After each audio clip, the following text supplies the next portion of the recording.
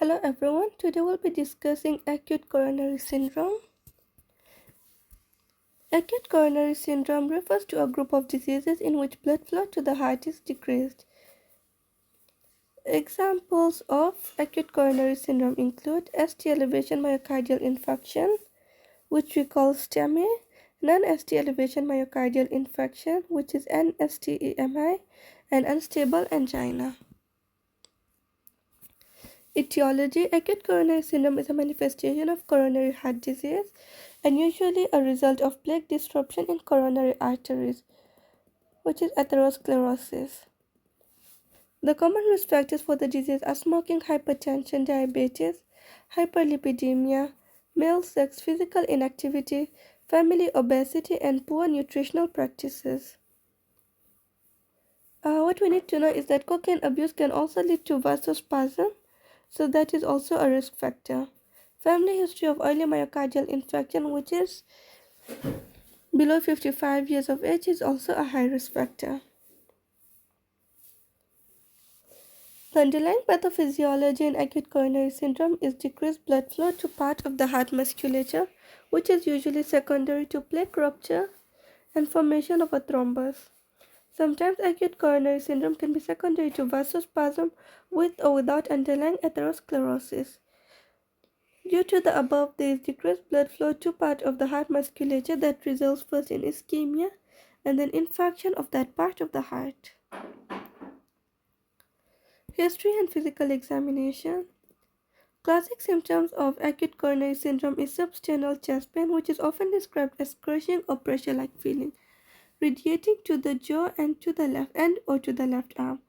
This classic presentation, however, is not always seen, and the presenting complaint can be very vague and subtle, with chief complaints often being difficulty in breathing, lightheadedness, isolated jaw or left arm pain, nausea, epigastric pain, diaphoresis, and weakness. So you really need to have a high index of suspicion. Female gender patients with diabetes and older age are all associated with acute coronary syndrome, presenting with vague symptoms. In physical examination, general distress and diaphoresis are often noted. Heart sounds are frequently normal.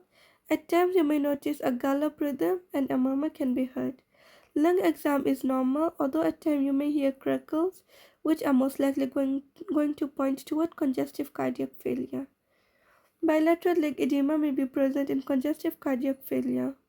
The rest of the systems are typically within normal limits unless there are co-pathologies that are present. Evaluation.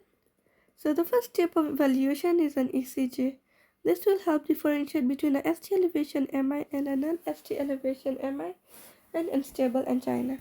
American Heart Association guidelines generally maintain that any patients with complaints that are suspicious of acute coronary syndrome should get an ECG within 10 minutes of arrival. Cardiac enzymes, especially troponin CKMB to CK ratio, is important in assessing non-ST elevation MI versus myocardial ischemia without tissue destruction.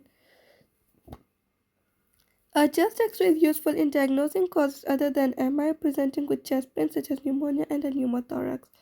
The same applies for blood work like complete blood count, biochemistry, kidney function test, liver function test, and lipids.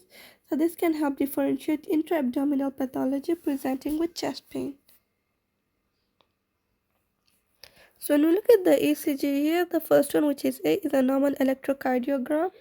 On B, that's a non-ST elevation MI. Okay, so as you can see, there is depression of the ST segment. Then C is a ST segment elevation MI, where you can see there is elevation of the ST segment pointed by the arrow. Then D, the chest non-ST elevation myocardial infarction. That's where you can see a T-wave inversion. So when we have a patient that we suspect or that we know has acute coronary syndrome, the primary goals of therapy for patients are to 1. Reduce the amount of myocardial necrosis, that is basically myocardial cell death, that occurs in patients with acute myocardial infarction, thus preserving left ventricular function, preventing heart failure, and limiting other cardiovascular complications.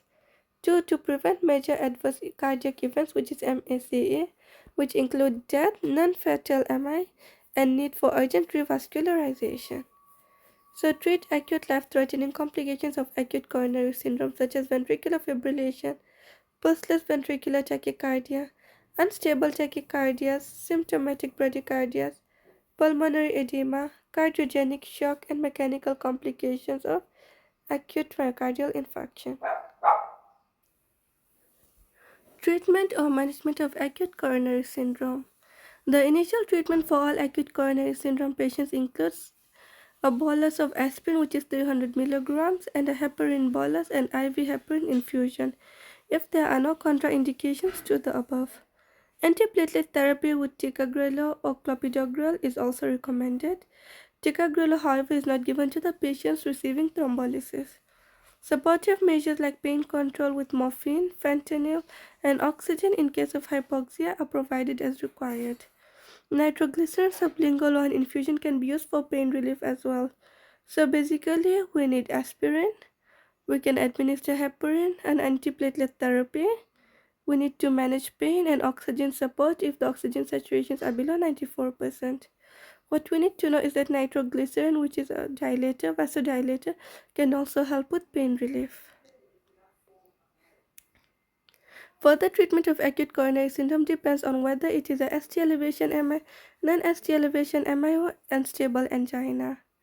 American Heart Association recommends an emergent catheterization and percutaneous intervention, which is a PCI, for ST elevation MI. A thrombolytic such as tenecteplase or other thrombolytic is recommended. Non-stable, non-ST elevation MI or unstable angina. So you start with symptom control along with the initial treatment with aspirin and heparin. If the patient continues to have pain, the urgent catheterization is recommended. If symptoms are controlled effectively, then a decision can be made for the timing of catheterization and other evaluation techniques.